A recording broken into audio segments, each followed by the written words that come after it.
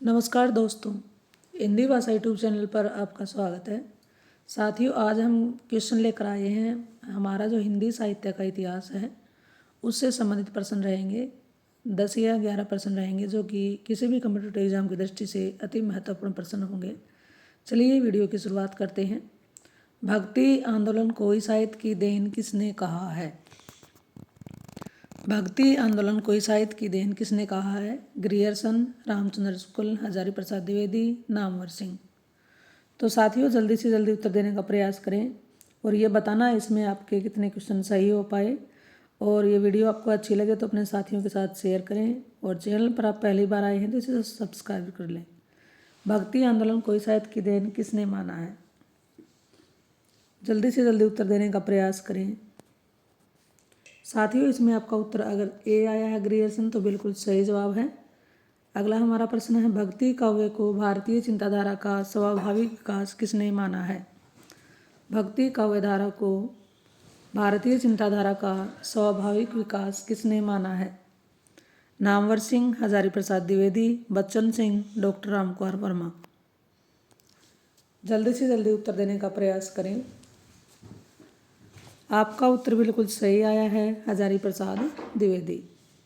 अगला हमारा प्रश्न है, पराजय के बाद व्यक्ति अपनी आध्यात्मिक श्रेष्ठता प्रदर्शित करना चाहता है, यही मनोवृत्ति भक्ति आंदोलन का स्रोत है। यह कथन किसका है?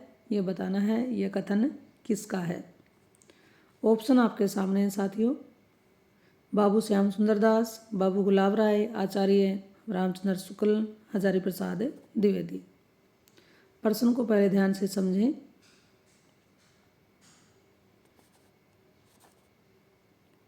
इसमें आपका उत्तर अगर बी है तो बिल्कुल सही है, बाबू गुलाब राय। अगला हमारा प्रश्न है, भक्ति काल को हिंदी साहित्य का स्वर्ण युग किसने कहा है? बहुत ही महत्वपूर्ण प्रश्न है जी। भक्ति काल को हिंदी साहित्य का स्वर्ण युग किसने कहा है? जॉर्ज ग्रियर्सन, बाबू गुलाब राय, डॉक्टर श्याम सुंदर दास, आचार्य रामचंद्र शुक्ल। बहुत ही महत्वपूर्ण प्रश्न है जी। इसमें अगर आपका उत्तर आया है बाबू गुलाब राय, इसमें आपका उत्तर आया है डॉक्टर श्याम सुंदर दास तो बिल्कुल सही है। भक्ति काल को हिंदी साहित्य का स्वर्णयुग कहने वाले आचार्य का नाम क्या है? डॉक्टर श्याम सुंदर दास। हिंदी साहित्य के इतिहास में नामकरण की दृष्टि से कौन सा काल सबसे कम विवादास्पद रहा है? हिंदी साहित्य के इतिहास में नामकरण की दृष्टि से कौन सा काल सबसे कम विवादास्पद रहा है? आदिकाल, रीतिकाल, आधुनिक काल, भक्ति काल। बिल्कुल सही जवाब है साथियों, आपको बधाई हो, भक्ति काल। अगला हमारा प्रश्न है, निर्गुण काव्य धारा को ज्ञानाश्रयी और प्रेमाश्रयी दो भागों में विभाजित करने वाले विद्वान हैं। यानी कि जो हमारा भक्ति काल है उसमें दो धाराएं विकसित हुई थी, एक सगुण काव्य धारा और दूसरा निर्गुण काव्य धारा। तो निर्गुण काव्य धारा को ज्ञानाश्रयी और प्रेमाश्रयी दो भागों में विभाजित करने वाले विद्वान का क्या नाम है? जल्दी से जल्दी उत्तर देने का प्रयास कीजिए। इसमें आपका उत्तर आया ऑप्शन डी, रामचंद्र शुक्ल तो बिल्कुल सही है। साधना के क्षेत्र में जो ब्रह्म है, साहित्य के क्षेत्र में वही रहस्यवाद है, ये किसने कहा है? बड़ी ही इंपॉर्टेंट पंक्ति है जी।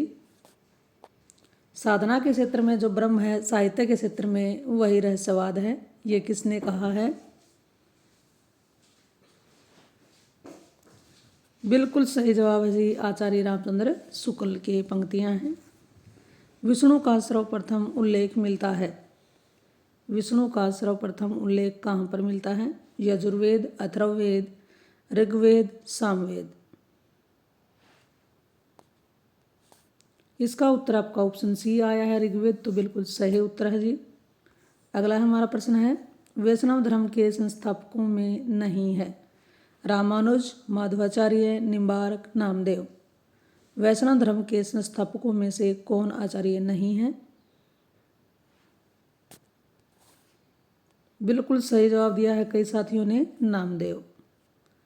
अगला हमारा प्रश्न है, भक्ति आंदोलन का सूत्रपात उत्तर भारत में न होकर दक्षिण भारत में हुआ था, इसके मूल कारण में कौन सा कथन सत्य है? दक्षिण भारत पूर्णतः निरापद था। दक्षिण भारत में ईसाइयों का प्रभाव था। उत्तर भारत के लोग शैक्षणिक रूप से पिछड़े थे। दक्षिण भारत में मुस्लिम शासकों के अनगिनत अत्याचार हुए थे।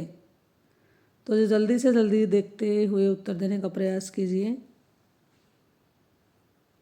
इसका उत्तर आपका ए है, तो बिल्कुल सही है, दक्षिण भारत पूर्णतः निरापद था। इस वीडियो का हमारा अंतिम प्रश्न है जी, अद्वैत दर्शन के प्रवर्तक आचार्य का क्या नाम है? अद्वैत दर्शन के प्रवर्तक आचार्य का नाम बताना है। रामानुज, रामानंद, शंकर, चरपटनाथ। तो जी इसका उत्तर आपको कमेंट में डालकर बताना है कि इसका सही उत्तर क्या होगा। तो ये जानकारी आपको अच्छी लगे तो कमेंट करें, लाइक करें और ज़्यादा से ज़्यादा अपने साथियों के साथ शेयर करें। और चैनल पर आप पहली बार आए हैं तो इसे सब्सक्राइब कर लें। फिर मिलते हैं एक और नई वीडियो नई जानकारी के साथ। थैंक्स।